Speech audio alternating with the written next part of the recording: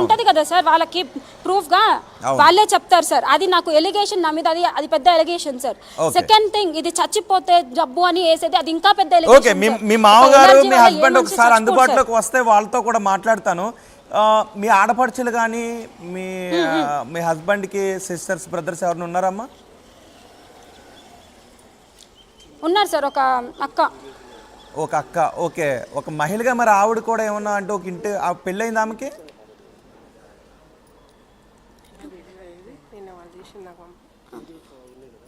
అక్క కాబట్టి పెళ్ళి అయ్యే ఉంటుంది ఖచ్చితంగా. సో మరి ఒక ఇంటి కోడలుగా ఒక్క నిమిషం సార్. ఏ వీడియో సార్? లాక్ చేస్తుంటాను. ఏ నెంబర్ సార్? ఒక్కసారి హాయ్ అని పెట్టేశారా? ఓకే సార్, మీ ఆడబడికి అంటే మీ కష్టం గురించి మీ ఆడబడితో మాట్లాడారా? ఒక ఇంటి కోడలే కదా ఆమె కూడా, ఒక ఆడబిడ్డగా మీ బాధను ఇప్పుడు అర్థం చేసుకోలేదా ఆవిడ? కలగ చేసుకోలేదా సార్? ఇప్పుడు ఒక ఆడబిడ్డగా తను ఏం చేయాలి? ఇప్పుడు ఒక ఆడబిడ్డగా ఏమంటారు, తను ఒక ఇంటి కోడలుగా తను ఏం చేయాలి సార్? ఇప్పుడు నాకు ఒక ప్రాబ్లం వచ్చింది అన్నప్పుడు తను ఇంకా తమ్ముడికి ధైర్యం చెప్పాలి కదా సార్. ఏం కాదు నాన్న, తగ్గిపోతుంది, ఇలా ధైర్యం కదా సార్ ఆమె ఇవ్వాల్సింది సార్. ఇంతవరకు వాళ్ళ ఫ్యామిలీలో ఒక్కరు కూడా నా బాడీకి ఏమొచ్చింది, నా బాడీ ఎలా ఉంది అని ఒక్కరు చూడలేదు సార్ ఇంతవరకు.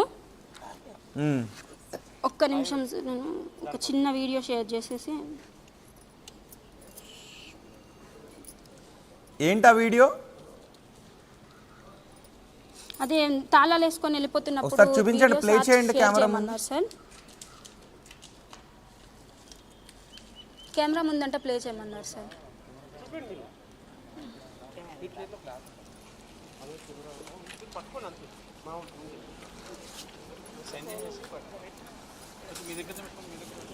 ఓకే, దాన్ని షేర్ చేయండి. మేము చేశాను సార్, షేర్ చేశాను సార్. ఒకసారి మీ ఆడపడుచు కాల్ చేయండి. ఒకసారి మీ ఆడపడుచు నెంబర్ ఉందా మీ దగ్గర సార్? ఉంది సార్. ఒకసారి కాల్ చేయండి. ఏం మాట్లాడదు, ఒక మహిళగా మీ బాధను ఏ విధంగా అర్థం చేసుకుంటుందో ఆవిడైనా చూద్దాం. ఆమె నా బాధను అర్థం చేసుకోవడం ఏంటి సార్? ఆమె తమ్ముడితో పాటు ఆమె కూడా బ్లాక్ చేసి పెట్టింది సార్ పక్కన నెంబరు. ఓ, ఇప్పుడు మీ నెంబర్ ఆమె కూడా బ్లాక్ చేసి పెట్టిందా సార్? అసలు మా ఆడబిడ్డ గురించి నేను ఒక మాట చెప్పాలి సార్. ఒకసారి మా ప్రతినిధి ఉన్నారు కదా అక్కడ, మా ప్రతినిధి ఉన్నారు కదా అమ్మ పావని, మా ప్రతినిధి ఉన్నారు కదా, ఒకసారి మీ ఆడపడుచు నెంబర్ అయినా ఇవ్వండి. మేము ఇక్కడ నుంచి మాట్లాడే ప్రయత్నం చేస్తాం ఆమెతో.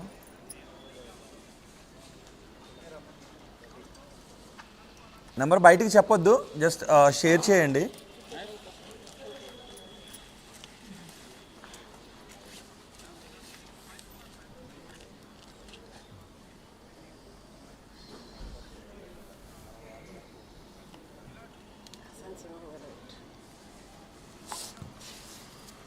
సార్ ఇప్పుడు నేను షేర్ చేశాను సార్ నెంబరు. నేను ఒక మాట చెప్తాను సార్. చెప్పమ్మా. మా ఆడబిడ్డ గురించి, ఆమె ఒక ఇంటి కోడలే సార్.